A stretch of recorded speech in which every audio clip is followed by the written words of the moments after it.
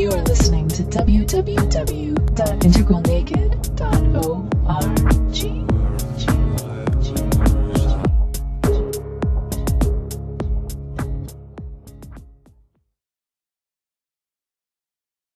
I want to just remind you in the space of Tonglen, because we are talking about evil, and sometimes evil happens to us, but we're also capable of doing evil.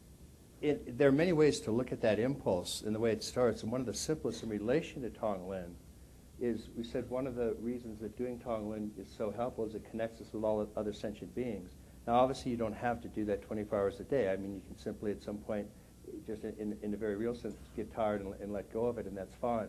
But there's a difference in simply letting go of it versus turning away from a human being. And what Tonglen does, at the most fundamental level, it helps us transcend two things.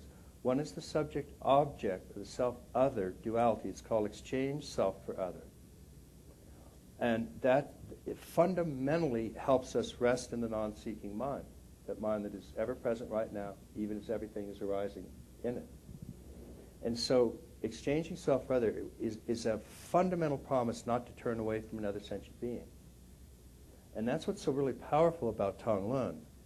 And the impulse to evil, I can't think of a single impulse to evil that doesn't start with a refusal to touch another human being. In other words, it's an active refusal to touch that human being.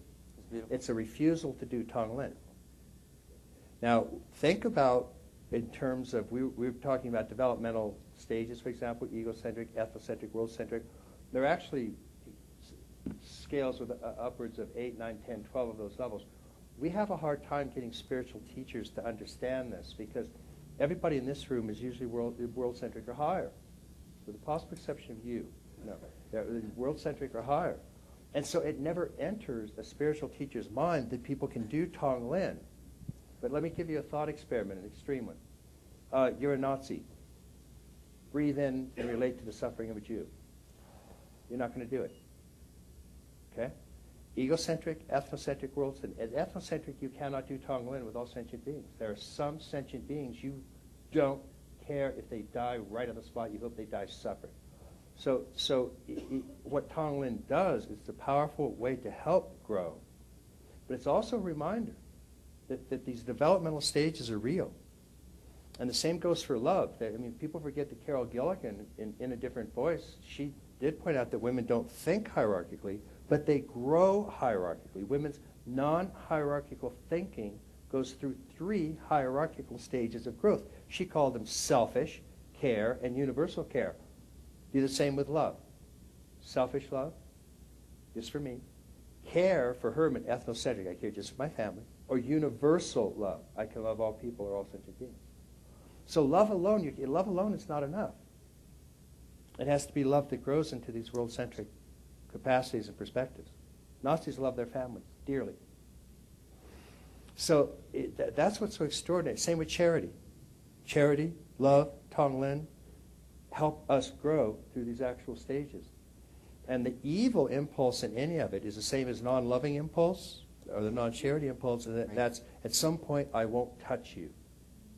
You are an untouchable. And only untouchables can be killed. And the history of evil is a history of killing untouchable. And Tonglen is fundamentally a practice of touching all of those, not turning away, fundamentally not turning away from them. That's very, very, in that sense, you can huge, hold that huge. to the extent that you can. And then on a relative plane, that's fine. Some things are wrong on a relative plane. With love in your heart, if you meet Hitler, blow his fucking brains out. Smiling, smiling. But you see the difference. It's fundamental, not turning away from a human being. It's very, very important.